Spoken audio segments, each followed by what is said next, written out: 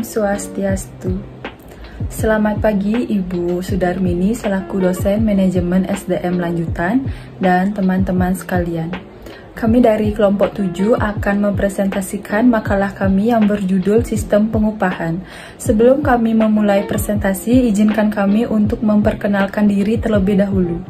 Perkenalkan, nama saya Nilo Hayu Putu Anggun Listari, NPM 1932121052.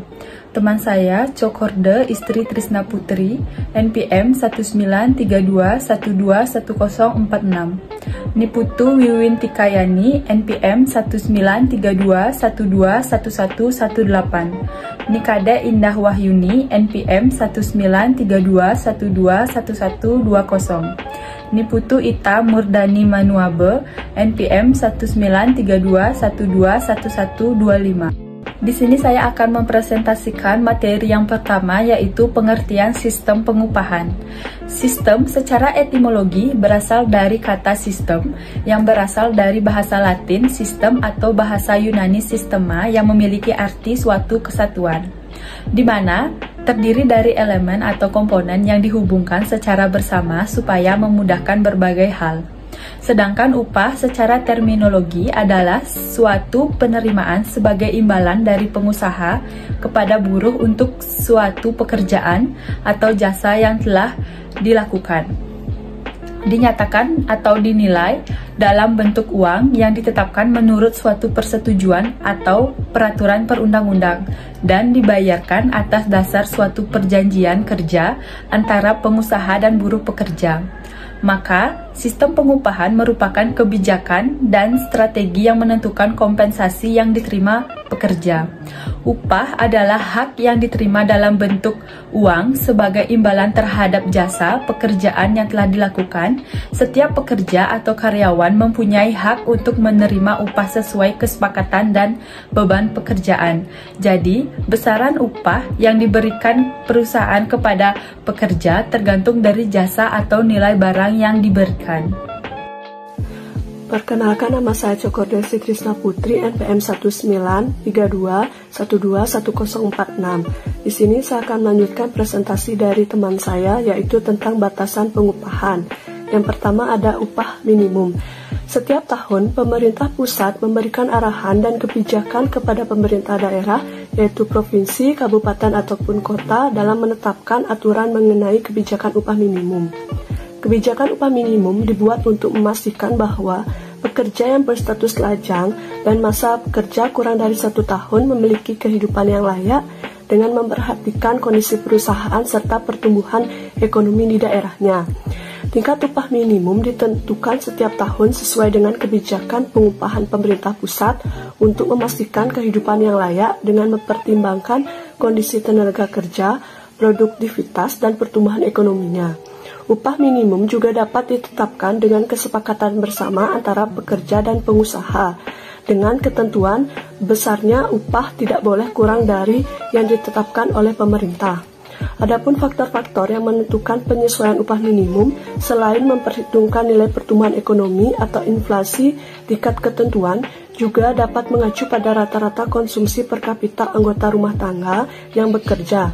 Upah disesuaikan setiap tahun dengan batas atas dan batas bawah upah minimum di wilayah yang bersangkutan. Batasan atas ditentukan berdasarkan rata-rata konsumsi per kapita dan rata-rata jumlah anggota rumah tangga yang bekerja di setiap rumah tangga. Dan batasan rata-rata ini menggunakan data di wilayah yang bersangkutan. Yang kedua ada upah reguler. Hak pekerja yang diterima dan dinyatakan dalam bentuk uang sebagai balas jasa dari pihak pengusaha atau pengusaha kepada pekerja, yang besarnya ditetapkan dan dibayarkan menurut perjanjian kerja, kesepakatan atau berdasarkan aturan hukum dan peraturan perundang-undangan, termasuk tunjangan bagi pekerja atau keluarganya untuk pekerja atau jasa yang telah dilakukannya. Upah ditentukan berdasarkan satuan waktu dan satuan hasil. Satuan waktu ditentukan berdasarkan jam, harian, atau bulanan. Upah per jam hanya dapat digunakan bagi pekerja yang bekerja paruh waktu dan berdasarkan kesepakatan antara pihak pengusaha atau pekerja. Kesepakatan yang dibuat tidak boleh lebih rendah dari hasil perhitungan rumus per jam, yaitu upah per jam merupakan hasil dari upah sebulan dibagi 126. Upah harian dihitung berdasarkan sistem waktu kerja. Bagi perusahaan yang menerapkan sistem waktu kerja 6 hari seminggu, upah bulanan dibagi 25. Sedangkan untuk perusahaan yang menerapkan sistem waktu kerja 5 hari, upah di bulanan dibagi 21. Upah berdasarkan hasil satuan adalah ditentukan sesuai dengan hasil kerja yang disepakati antara pekerja dan pengusaha. Penetapan upah bulanan berdasarkan hasil satuan ditentukan menurut upah rata-rata 12 bulan terakhir yang diterima pekerja. Upah dapat dibayarkan setiap minggu atau setiap 2 minggu, asalkan perhitungannya didasarkan pada upah bulanan. Upah juga dapat ditetapkan dan dibayarkan berdasarkan tarif persatuan. Perkenalkan, nama saya Nikade Indah Wahyuni, NPM 1932121120. Di sini saya akan melanjutkan materi yang telah dibawakan oleh teman saya.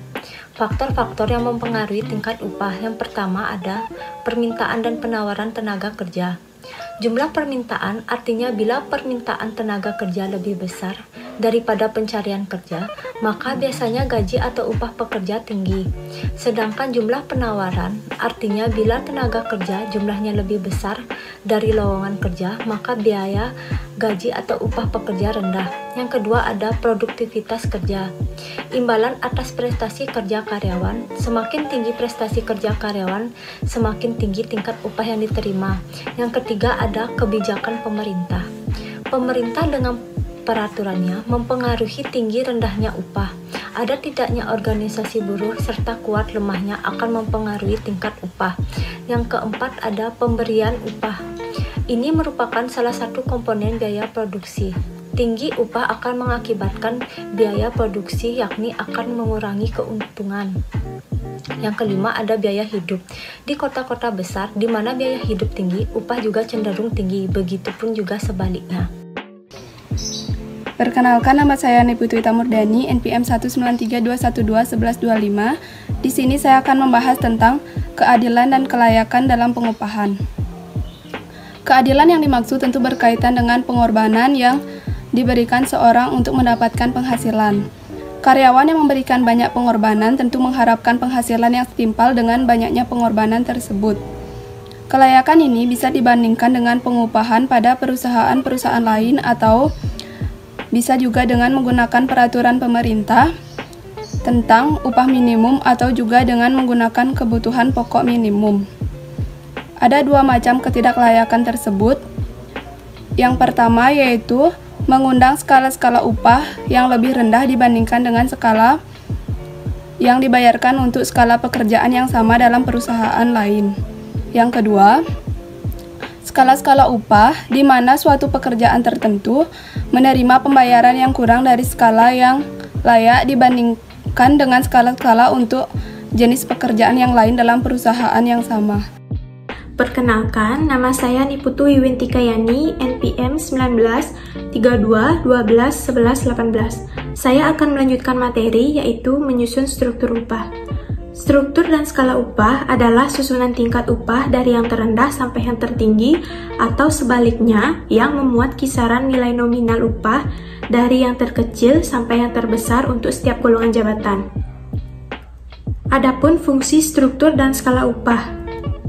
Perlu diketahui bahwa penyusunan struktur dan skala upah berguna bagi perusahaan maupun karyawan yang bekerja pada perusahaan tertentu.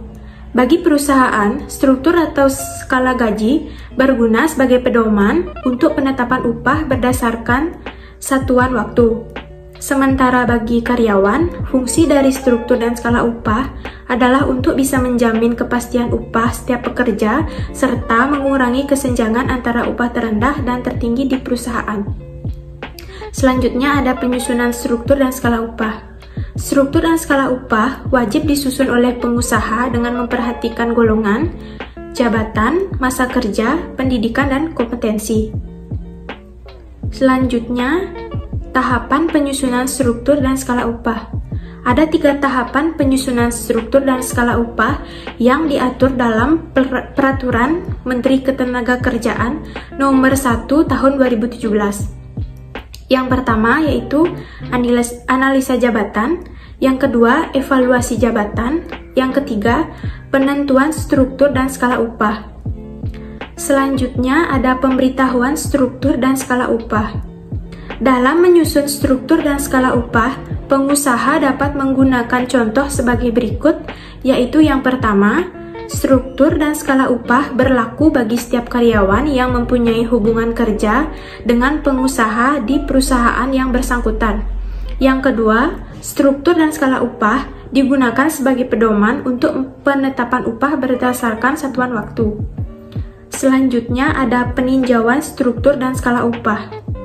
Struktur dan skala upah pada dasarnya wajib diberitahukan kepada seluruh karyawan oleh pengusaha.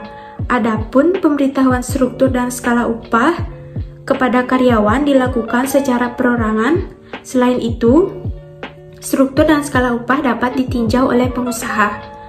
Hasil peninjauan nantinya diberitahukan kepada karyawan yang golongan jabatannya mengalami perubahan. Kesimpulan, setiap perusahaan pasti memiliki sistem pengupahan di mana sistem ini digunakan untuk kebijakan dan strategi yang menentukan berapa upah yang diterima oleh para pekerja. Upah merupakan hal yang paling utama dalam ketenaga kerjaan. Hak yang diterima dalam bentuk uang sebagai imbalan terhadap jasa pekerjaan yang telah dilakukan. Karena tujuan orang bekerja adalah untuk mendapatkan upah yang akan digunakan untuk memenuhi kebutuhan hidupnya. Karyawan yang pekerjaannya dianggap memuaskan oleh perusahaan yang bekerja dengan baik sehingga dapat menguntungkan untuk perusahaan, maka karyawan tersebut akan mendapatkan upah yang sesuai dengan apa yang ia pekerjakan. Sedangkan karyawan yang kurang memuaskan dalam menjalankan tugasnya akan mendapatkan upah yang sesuai dengan pekerjaannya juga. Keadilan harus dihubungkan antara pengorbanan dengan penghasilan. Semakin tinggi pengorbanan, semakin tinggi penghasilan yang diharapkan. Terima kasih.